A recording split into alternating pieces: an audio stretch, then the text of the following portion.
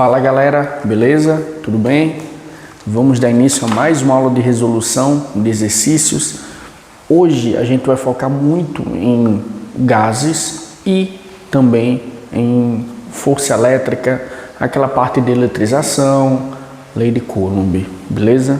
Então, começando aqui por gases, a gente vai pegar essas 11 primeiras questões, aprofundando os conceitos de gases, revendo conceitos principais e até fundamentais, né, para que você consiga fechar o ciclo de entendimento desse assunto. A gente vai ver muito ainda questões envolvendo compostos gasosos lá em estequiometria, algumas vezes ali em soluções, tá bom? Então, vamos começar da questão 1. Acho que provavelmente eu vou seguir a ordem sequencial das questões. Então, ó, questão 1 diz o seguinte: ao se adquirir um carro novo, é comum encontrar no manual a seguinte recomendação: mantenha os pneus do carro corretamente calibrados de acordo com as indicações do fabricante. Essa recomendação, durante a estabilidade do veículo, garante a estabilidade do veículo e diminui o consumo do combustível. Esses cuidados são necessários porque sempre há uma perda de gases pelos poros da borracha dos pneus, processo chamado de difusão. Vamos dar uma correção aí, né? Efusão é a saída, difusão é se espalhar no ar, mas beleza. É comum calibrarmos os pneus com gás comprimido ou nas oficinas especializadas com nitrogênio. O gás nitrogênio, que é o N2, tá bom?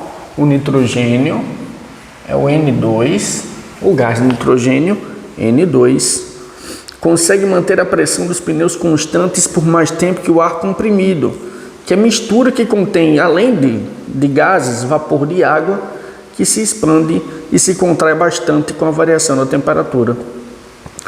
Considerando as informações dadas no texto e o conceito de difusão, pode-se afirmar que, em relação à massa molar do gás, que quanto maior, quanto menor, não há interferência. Ele vai falando de muita coisa.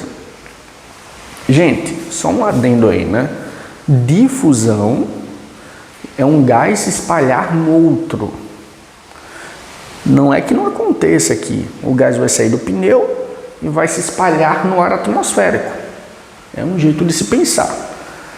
Mas o que é a saída do ar dentro do pneu pelos poros é efusão.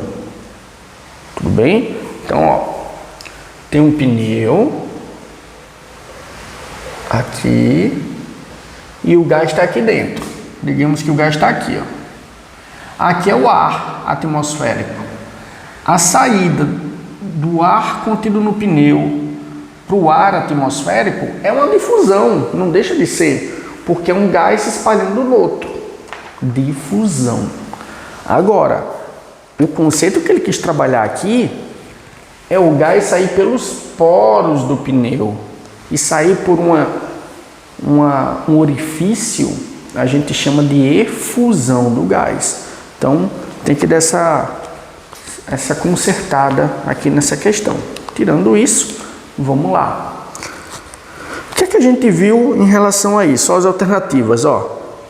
Considerando as informações dadas no texto e o conceito de difusão, pode-se afirmar, em relação à massa molar do gás, que o do ar comprimido é igual ao do gás nitrogênio? A massa molar do ar comprimido é igual à massa molar do gás nitrogênio? Não! Gente, o ar, ele vai ter CO2, O2, N2, e isso é uma média ponderada. A massa molar aqui vai dar aproximadamente 28 gramas, só que vai dar um pouquinho mais. Vai ser, ó, aproximadamente maior que 28, se é que pode se dizer assim. Então vai ser 28 ponto alguma coisa, ponto 7, porque é uma média ponderada. Então a gente vai pegar quanto de N2 tem na natureza? 78%. Quanto de O2 tem na natureza? Assim, ó. Como é que você calcula a massa do ar? Você vai pegar a massa molar do N2 vezes 78%, que é o que tem na natureza. Vai pegar a massa molar do O2 e vai multiplicar pelo número percentual que ele tem na natureza. Vai pegar a massa molar do argônio e vai multiplicar pela sua porcentagem na natureza. E vai, ó. E tudo isso aqui divide por 100. Vocês concordam que não dá 78? Ó, a massa molar, desculpa, não dá 28. A massa molar do N2 é 28 gramas por mol. Mas não tem 100% dele. Ou seja, a massa molar resultante vai ser perto de 28, mas não vai ser 28. Vai ser um pouquinho maior, porque a massa do O2 é maior que 28, então ela contribui. A massa do argônio é maior do que 28, então ela também contribui. Ou seja, vai ser ligeiramente maior que 28 gramas. Deu para entender? Então, como é que se calcula a massa molar do ar? É a média das massas, é a média ponderada das massas molares de cada composto gasoso presente no ar. Deu para entender? E qual é a massa molar do nitrogênio? É 100% N2. Então a massa molar do nitrogênio ela é 100% 28 gramas por mol, né? Então, ó, a massa dele é 28. Então, por isso que o item A está errado, né? Ele está dizendo que a massa molar, pode-se afirmar que a massa molar do gás N2 é maior, e do ar comprimido é maior que a do ar comprimido. Baguncei aqui, né? Pode-se afirmar que em relação à massa molar do gás, que a do ar comprimido é igual a do gás nitrogênio? Falso. A do ar comprimido é maior que a do nitrogênio, maior, por todos os motivos que eu acabei de explicar. B, quanto maior será a velocidade de difusão. C, quanto menor, maior será a sua velocidade de difusão. E o item E diz assim, o D fala de maior e menor, né? E o item E diz assim, ó, não há interferência na velocidade de difusão dos gases. Qual conceito de gases você tem que saber aqui? Hein? A lei de difusão / efusão dos gases de quem? Quem propôs isso? Graham, né? A lei de difusão / efusão dos gases. Quem propôs isso aqui foi Graham. É tanto que a gente viu a lei de Graham. Tem que saber isso aqui porque é questão teórica, né? Você vai direto. A gente viu que a velocidade de um gás é inversamente proporcional à raiz quadrada de suas massas molares. Então, ó, a gente viu que quanto maior a massa molar, menor seria a velocidade, não é? Quanto maior a massa molar, menor a velocidade. Ou seja, eu até falei, né? Imagina um gás gordinho, ele demora muito para andar. Um gás mais levinho, ele vai andando rápido. Foi isso que Graham percebeu e enunciou em sua lei, né? Lei de difusão / efusão gasosa. Então, ó, o que é que a gente tem aí como resposta? Quanto menor a massa molar, maior será a sua velocidade de difusão e sua velocidade de efusão. Então, questão 1, letra C de casa. Beleza? C de casa. Vamos para a questão 2. Questão 2 diz o seguinte. É uma questão do sais, bem interessante ela. Os carros elétricos já são uma realidade. Existem diferentes modelos de carros elétricos, Todos têm em comum, claro, um motor movido a eletricidade. Mas a eletricidade pode vir de diferentes fontes de baterias, da queima de combustíveis tradicionais, como a gasolina, ou da reação química de gás hidrogênio. Dos modelos já testados até agora, o carro elétrico movido a hidrogênio é o mais viável. Além de ter emissão de poluente zerada, ele já tem uma performance compatível com a dos carros tradicionais. Ele deu o carro aí. Um protótipo, agora sim, né? Um protótipo de carro movido a hidrogênio foi submetido a um teste em uma pista de provas. Sabe-se que o protótipo tem um tanque de combustível à base de hidrogênio, com capacidade igual a 164 litros e percorre 22 metros para cada mol de H2. Então, a capacidade desse tanque é de 164 litros.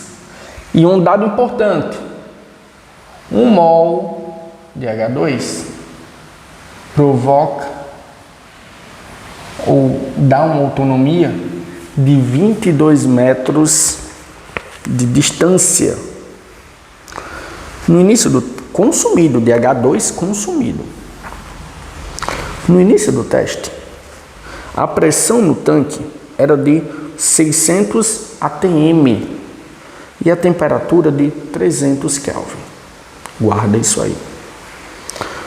Sabendo que no final do teste, a pressão no tanque era de 150 atm e a temperatura permaneceu igual a 300 Kelvin.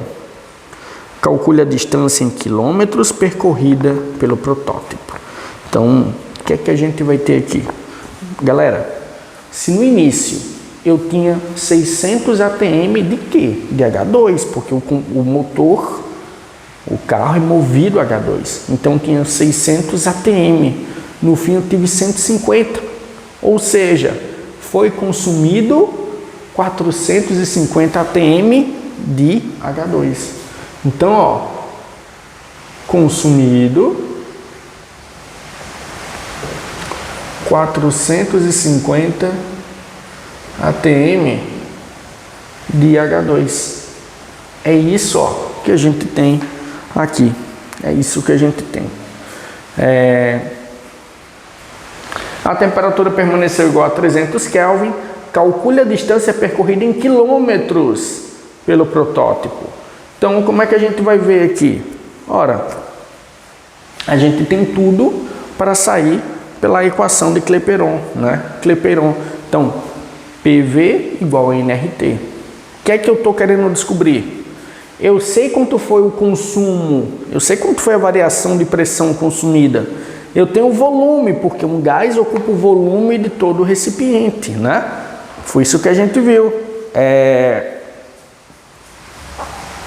Eu tenho a constante e eu tenho a temperatura. O que é que eu tenho que fazer? Eu vou descobrir o número de mols, porque se eu descobrir e jogo aqui, eu descubro quantos quilômetros ele andou.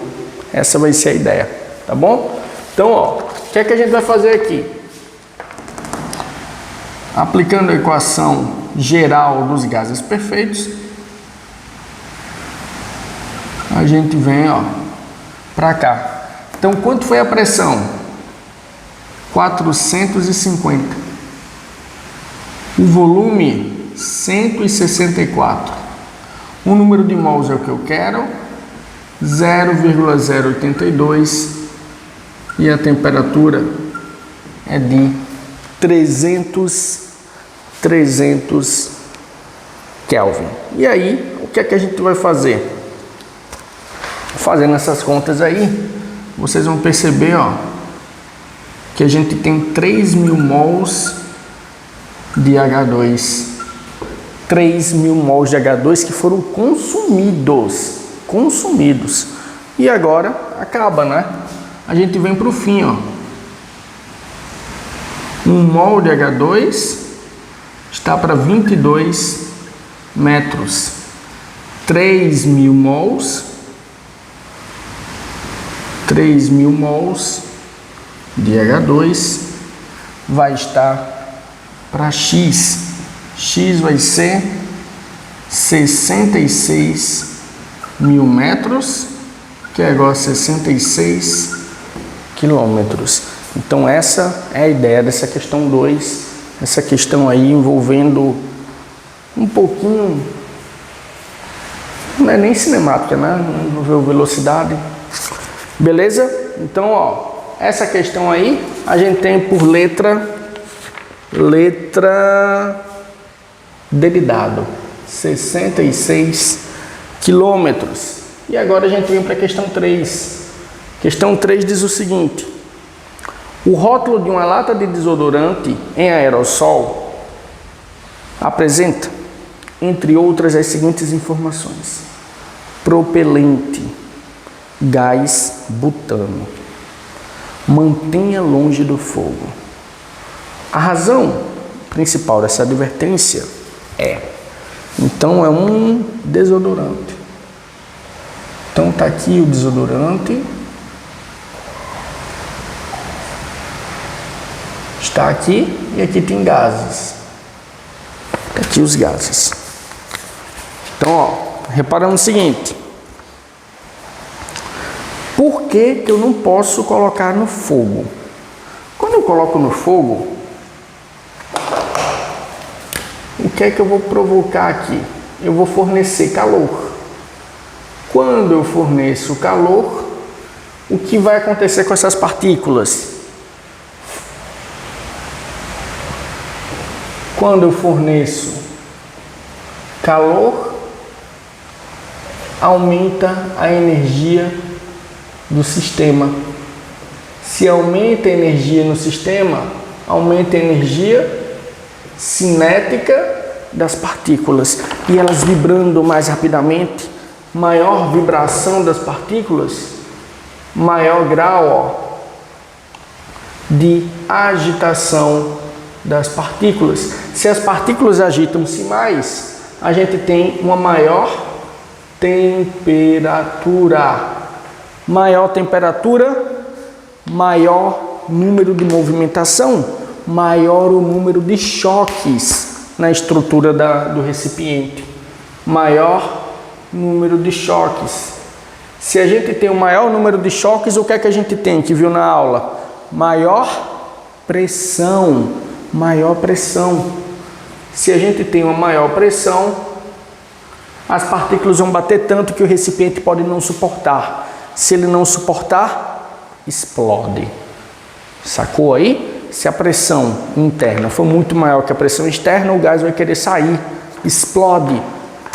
E aí vai ter de ver a capacidade estrutural do recipiente. Se ele for bem rígido, ele suporta a pressão até determinado valor. Caso não, ele vai explodir. Por isso que a gente não pode colocar no fogo essas substâncias. Então a gente tem aí, ó, o item A: o aumento da temperatura faz aumentar a pressão do gás no interior da lata, o que pode causar uma explosão. Acabou, né? Mas a gente sempre tem que ver os outros itens, a gente está aqui para aprender. B: a lata é feita de alumínio, que pelo aquecimento pode reagir com o oxigênio do ar. Nada a ver, né? A lata de alumínio reagindo com o oxigênio do ar, com o meio aquoso, vai provocar no máximo uma oxidação, e não essa explosão aí. C: o aquecimento provoca o aumento do volume da lata, com a consequente condensação do gás em seu interior. Não falou nada com nada aqui. D: o aumento da temperatura provoca polimerização do gás butano, inutilizando o produto. Não, gente. O aumento da temperatura não polimeriza butano. Não vai ser, não tem como quebrar dupla para unir substâncias. O butano não tem como. Letra E: a lata pode se derreter e reagir com as substâncias contidas em seu interior, inutilizando o produto. Não é nada a ver essa explicação, né? A lata pode até reagir com o que está no conteúdo líquido. Isso é uma parte de reação inorgânica que a gente vai ver essa semana, mas não é o caso. A temperatura não vai favorecer uma simples troca, que é o que o item E está sugerindo. Então, não, tá? A gente tem aí como resposta o item A. Item, questão 4. Então, a 3, letra A. E aqui, ó, questão 4, a gente tem o seguinte. O dióxido de carbono é o gás dos refrigerantes e sua dissolução é influenciada pela pressão, pela temperatura e pela reação química com a água. Em relação a isso, é incorreto afirmar que a mudança de temperatura do refrigerante não altera a reação química entre o dióxido de carbono e água. Gente, certeza que você, ao deixar um refrigerante no carro ou na sua casa exposto ao sol, quando você for abrir, ou quando você já abriu, você já percebeu que ele espuma, né? Sai muito conteúdo líquido. Ou você está com muita sede e quer tomar um refrigerante, foi no supermercado, comprou, botou no congelador, o almoço saiu, não deu nem meia hora, ele ainda está quente. Quando você abre, ele começa a espumar. Quando você bota no copo, espuma muito. Por que acontece isso, né? A gente viu na aula a lei de Henry. Ó, lei de Henry. E o que a lei de Henry falava? Ele descrevia a dissolução, lei de Henry, ele descrevia a dissolução de um gás em um líquido. Henry disse o seguinte: quanto maior a pressão que o gás estiver submetido, mais ele vai se solubilizar. Quanto maior pressão,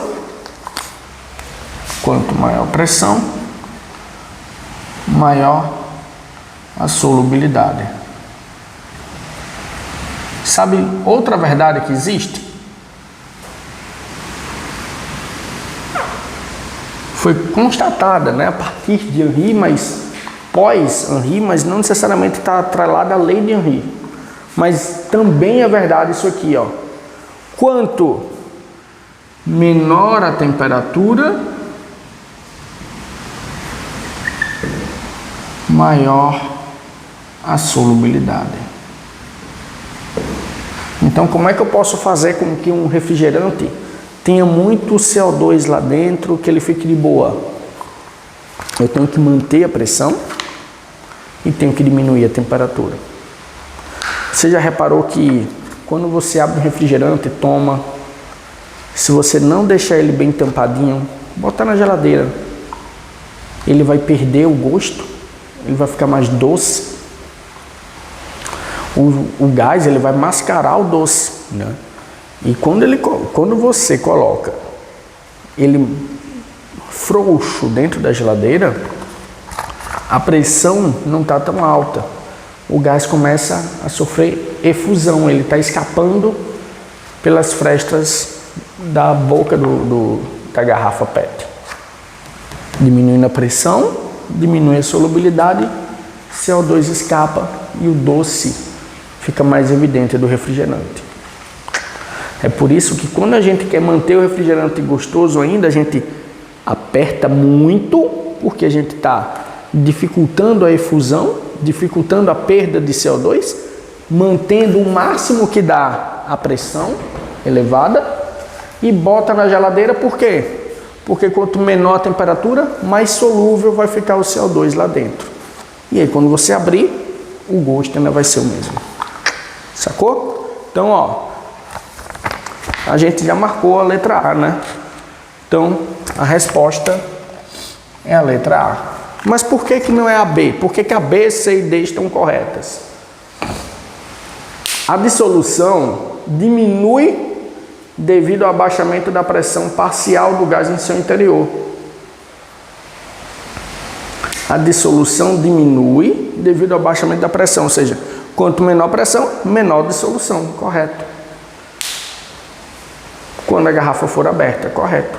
C. A dissolução do CO2 na solução aumenta ao se colocar a garrafa lacrada na geladeira, correto, pelos motivos que eu acabei de explicar. Item D. O gás estabelece um equilíbrio químico com a água. O gás estabelece um equilíbrio químico com a água. Ácido carbônico, íons hidrogênio e íons HCl3-. O que vai acontecer mais ou menos é isso, ó.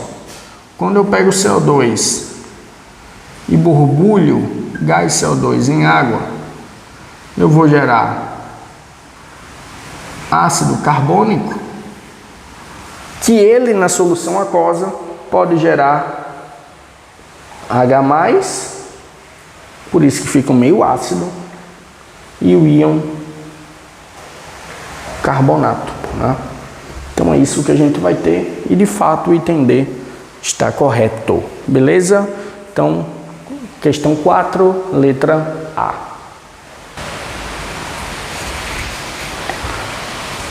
Dando continuidade, né? Vamos dar uma lidinha aí na questão de número 5. Ela é um pouquinho trabalhosa, tá? Matematicamente falando, mas o conceito de gasoso é mais tranquilo. Em um processo industrial, um reator de 250 litros, já coloquei ali o volume, é preenchido por uma mistura gasosa composta por 50 quilos de dióxido de dinitrogênio, 37 kg de óxido de nitrogênio e 75 kg de CO2. É isso que a gente tem. Considerando-se a temperatura de 527 graus Celsius, a pressão interna em ATM do reator será aproximadamente quanto? Ou seja, ele quer a pressão a partir desses dados. A gente vai ter que sair dessa questão usando PV NRT, né? PV igual a nRT. Mas vamos lá. A gente tem a temperatura? Tem, né? A gente tem a temperatura. Temos a temperatura aqui que está em Celsius, 527 graus Celsius. Você tem que somar com 273 graus Celsius para chegar em Kelvin. Lembram disso, né? Deixa eu começar a usar outras cores aqui. Então, ó, da onde que vem isso? Temperatura em Kelvin, a gente só usa em Kelvin. É a temperatura em Celsius que ele deu, que foi 527 mais 273. Então, tem que usar isso aqui. Tranquilo? Ó, a gente tem a temperatura, ok. A gente tem a constante, ok. A gente tem o volume, a gente quer a pressão. Então, se a gente descobrir o número de mols, a gente consegue resolver, concorda? Então, é sempre importante você fazer esse tipo de raciocínio. Então, vindo para cá, vamos descobrir o número de mols de cada substância. Eu ensinei a vocês como descobrir o número de mols, não foi? Então, ó, o número de mols do N2O vai ser a massa dada pela questão, vocês viram isso na aula, dividido pela massa molar. A do NO é a massa dada de NO pela massa molar dele. Do mesmo jeito que a gente tem o número de mols do CO2, que é a massa dada dividido pela massa molar do CO2. Quando a gente vem para cá, ó, massa dada do NO, 50 vezes 10 a terceira gramas. E a massa do N2O é 44, você vai ver na tabela, né? 28, cada nitrogênio vale 14, mais 16 do oxigênio, a gente tem 44. Então, é isso que a gente tem. Aqui, 37, então vai ser 37 vezes 10 a terceira gramas, dividido por a massa do NO dá 28. né? 28. E aqui a massa dele, ó, 75 vezes 10 a terceira por 44. Quando vocês fizerem essas contas aqui, a gente vai somar todas as massas. Vocês vão chegar no valor de 4,066. Então, o número de mols, somar todos os números de mols, né, e não de massa. Quando vocês somarem tudo, vocês vão chegar nisso aqui, ó, 4,066. Por isso que eu disse que ela era chatinha, vezes 10 a terceira mols. Tudo isso aqui é a soma de todos os mols. A gente tem uma mistura gasosa, ó. A gente tem uma mistura gasosa, então tem que ver o número de mols do laranja, tem que ver o número de mols do preto, tem que ver o número de mols do verde. Todo esse número de mols somado dá isso aqui. Tudo bem? Cada cor é um desses aqui. Então, ó, aí agora a gente vai só para a parte chata, né? A parte de cálculo. 4,066 vezes 10 a terceira. O volume, 250 litros. O número de mols, a gente descobriu. A pressão, desculpa. Deixa eu ajeitar. A pressão é o que a gente quer, né? A pressão é o que a gente quer. 250 é o volume. O número de mols a gente descobriu aqui, vezes 10 a terceira. R, 0, olha as unidades, viu? Pressão tem 100 atm, volume em litros, mols em mol, temperatura em Kelvin. Aí, ó, 0,082 vezes, aqui a gente tem 800 Kelvin. Essa pressão aqui, quando vocês fizerem todos esses cálculos, eu fiz antes, né, para ser mais rápido, vai dar 1069 aproximadamente. 1069 atm, tá bom? 1069 atm. A questão 5 é letra E. Questão 6. Questão 6, ela diz o seguinte: os desodorantes do tipo aerossol contêm em sua formulação solventes e propelentes inflamáveis. Por essa razão, as embalagens utilizadas para comercialização do produto fornecem no rótulo algumas instruções, tais como não expor a embalagem ao sol. A gente viu uma questão agora há pouco falando disso, né? Por que botar em altas temperaturas, o que é que pode acontecer. Não usar próximo a chamas, mesma explicação. Não descartar incinerador, tudo tem a mesma base que eu montei aqui, ó. O que acontece, né? Foi nesse espacinho aqui. Acho que na questão 3 ou foi 4. Uma lata desse tipo de desodorante foi lançada em um incinerador a 25 graus Celsius. 25 graus Celsius. E 1 atm. Quando a temperatura do sistema atingiu 621 graus Celsius, a lata explodiu. Considere que não houve deformação durante o aquecimento. O volume permaneceu constante. A questão 6, volume constante, implica, sabe em quê? Transformação isocórica ou isovolumétrica. É isso que implica. Se é uma transformação isovolumétrica, gente, a saída é P1 sobre T1, P2 sobre T2. Essa é a saída. Quanto é a pressão no início? Ele disse que é 1 atm. 1 atm. Quanto é a temperatura no início? 25.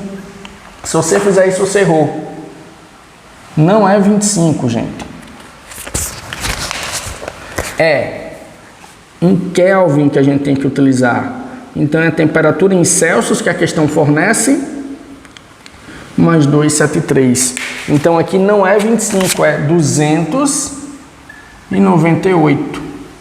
Pressão 2 é o que ele está querendo, né? Pressão 2 é o que ele está querendo. E a temperatura de 2 vai ser 273 mais 621, porque você tem que usar, ó, em Kelvin. 621 mais 273. Quando você fizer toda essa conta aqui, você vai chegar em aproximadamente 3 atm. 3 atm de pressão. Questão 6, letra C de casa. Tudo bem? Deu para entender?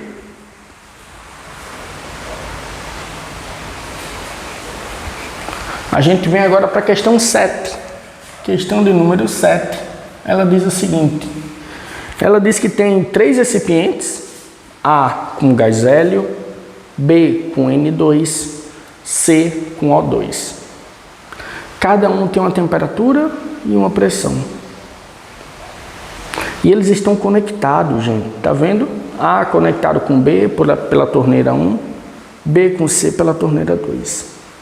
Os balões são interligados entre si por conexões de volumes desprezíveis. O cano tem volume desprezível, que se encontram fechadas pelas válvulas 1 e 2. E ele diz que o sistema está mostrado abaixo. Ao serem abertas as válvulas 1 e 2, a mistura gasosa, aí beleza, quando eu abro 1 e 2, o gás que está em A passa para B, passa para C. O gás que está em B passa para C, passa para A. O gás que está em C se distribui por B e por A, ou seja, tudo se mistura quando eu abro a válvula. Inicialmente eu tinha cada um confinado. No fim, eu tenho um sistema só. Essa é a sacada desse tipo de questão. Quando se abre as válvulas, o volume final é a soma de todos. Sacou aí, né? Ao serem abertas as válvulas, a mistura gasosa formada teve sua temperatura estabilizada em 300 Kelvin, ou seja, variou temperatura, variou volume e ele quer a pressão final, variou pressão. As 3 variáveis de estado variaram. Então a gente não vai usar P1 sobre T1 ou PV igual PV. Não, aqui é PVT, PVT, PVT. O que é o início e o que é o fim? Você vai ter que fazer isso. Início se iguala com o final. E como você vai fazer isso? Pressão de 1, volume de 1, dividido por temperatura 1. Pressão de 2, no gásinho 2, né? No recipiente, T2. Pressão 3, volume 3, temperatura 3. Pressão final, volume final, temperatura final. É isso que a gente vai fazer. Quanto é a pressão na primeira? No primeiro aqui é 400, né? Então a pressão em 1, 400. O volume é V, dividido pela temperatura, que a questão está dizendo que é... Epa, deixa eu ajeitar aqui. A pressão é 3 em 1, o volume é V e a temperatura é 400. Mais em 2, 4,5 vezes V. Por que V, Júlio? Porque é o mesmo volume, mesmo recipiente, dividido por a temperatura, que é de 600. No terceiro, a pressão vale 1, o volume, gente, vale V. E quanto é a temperatura? 200. É só isso. Quanto é a pressão final? É o que a questão quer. O volume final? V mais V mais V. Porque quando eu abro a válvula, tudo fica uma coisa só. 3V dividido por 300 Kelvin, porque a questão diz que a temperatura ficou constante. A gente corta os volumes, porque está em todos os membros. E quando você for calcular a pressão final aqui, você vai descobrir que vale 2 ATM, letra B de bola. Espero que tenham entendido o raciocínio dessa questão, beleza?